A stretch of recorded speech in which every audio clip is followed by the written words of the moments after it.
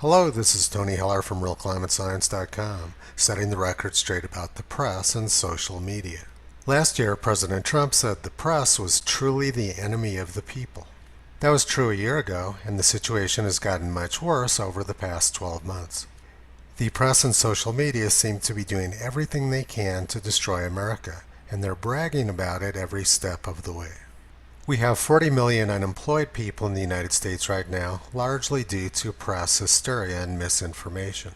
But instead of working to heal America, the press is doing everything they can to ramp up the destruction of our country. Let's take a look now at the actual data and see if America really is the evil, racist country which the press and social media want everybody to believe. The Department of Justice keeps statistics on criminal victimization in America. Violent crime rates are down almost 2/3 in the United States over the last 30 years.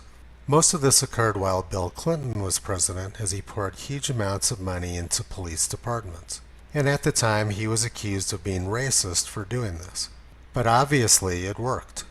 The press and social media want people to believe that racist whites in America are killing lots of black people. But the data from the Department of Justice shows the exact opposite. Black-on-black violent crime is much more prevalent in the United States than white-on-black crime.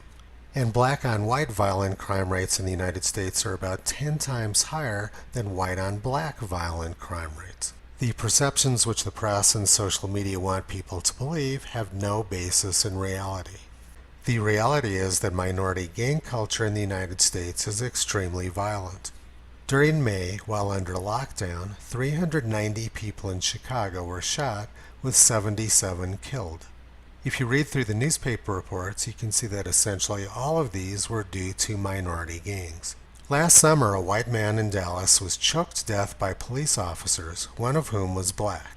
The press doesn't want to talk about this, of course, because it destroys their story that police killings are race-based. I've had a number of horrifically awful dealings with the police myself, and I'm pretty sure that my skin is very light. The militarization of police, which occurred while Bill Clinton was president, has indeed caused a number of problems. But it has also greatly reduced the crime rate. But most of the problems with the police have nothing to do with race. 5 years ago this spring, a large portion of downtown Baltimore was destroyed by rioters. The press said that an unarmed black man was killed by racist police officers. The press kept saying this for a number of days before we found out that half of the police officers involved were black. It was not a racist incident, and all 6 officers who were charged either were acquitted or had the charges dropped. But the press succeeded in creating racial hatred, which ended up destroying a large portion of the city. I was living about 10 miles away from Baltimore at the time in Columbia, Maryland. In the previous weekend, I was right at Ground Zero where the riots later started. At the time of the riots, I was the only white person living in my apartment building in Columbia. 2014-2015 was the second time I'd lived in that apartment complex. The first time was 2011-2012, and both times I lived there, I loved it. My neighbors were very friendly and people got along extremely well.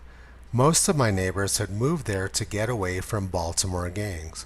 But after the Baltimore riots, the gangs started moving into Columbia. I started hearing gunshots regularly outside of my apartment, and I started getting harassed by gang members for the crime of being white. About a month after the riot, I got shot at while riding my bicycle across the street from the Black Lives Matter headquarters in Columbia. At that point, I knew I had to move. The racism and violence among those gang members became intolerable. So I moved down to Montgomery County, Maryland, which was a much safer place. While I was living in Columbia, Maryland, I was able to gather a lot of valuable information about what was going on in Baltimore. My best friend in Columbia was from the Caribbean. Here she is singing at the Assembly of God Church in Ellicott City, Maryland. She worked as a school teacher in the Baltimore Public Schools for several years. Her experiences in the Baltimore Public Schools were awful. Every single day she would get verbally abused by gang members, and at times she thought she was going to be physically attacked. She constantly got called the N-word, and she was told to go back to Africa, even though she'd never been to Africa. The Baltimore Public Schools had lots of money, and they would pour huge amounts of money into new equipment like laptops for the students. But when the new laptops would arrive, the students would just throw them on the floor and damage them. Eventually she had to quit her job because she was on the verge of a nervous breakdown. The students did not want an education and they did not want her help. The reality is that Democrat-run cities are violent hellholes. Many Democratic politicians don't really care about the well-being of the black community. They just want them to keep voting for Democrats. If you want a safe and sane society, you need to be voting for Republicans. And I'm going to finish this video up with Karen singing Amazing Grace.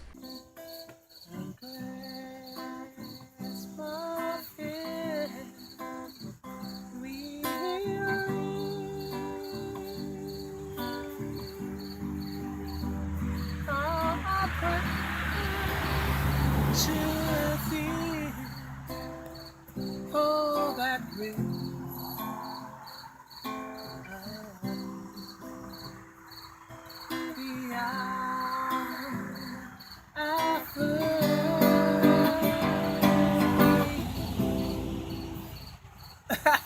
Karen moved to the United States with nothing. She pulled herself up by her bootstraps, worked her way through graduate school, and got an education degree. She was hoping that she could help. But Democratic politicians don't want things to get better in the inner cities. Because if things did get better, people who lived there would probably start voting for Republicans, like Donald Trump. Visit Toto on the web at realclimatescience.com. He's been pulling back the curtain on junk science, propaganda, and fake news for a long time.